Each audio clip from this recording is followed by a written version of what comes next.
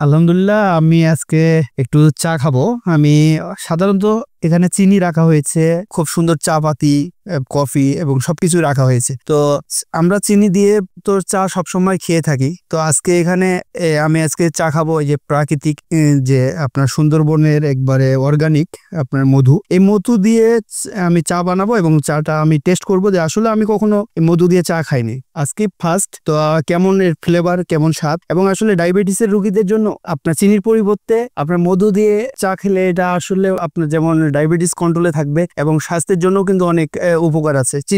চিনিকে বলা হয়েছে বিষ। হ্যাঁ, তো আমরা এই বিষ না পান করে আমরা যদি একটু সুন্দরবনের খাঁটি এই যে চাকের মধু যদি এরকম আমরা থাকে এবং আমরা সেই মধু দিয়ে যদি চা খাই, তো আমাদের মনে হয় যে অন্যরকম একটা ফিল আসবে। তো প্রতিদিন আমরা চা কফি তো খেয়েই থাকি। তো আজকে আমি আপনাদেরকে দেখাবো যে আসলে আমার এই কফিটার টেস্টটা কেমন হয় মধু দিয়ে। কি দারুণ কালার আসছে, ইনশাল্লাহ খেতেও মনে হয় খুব সুস্বাদু হবে।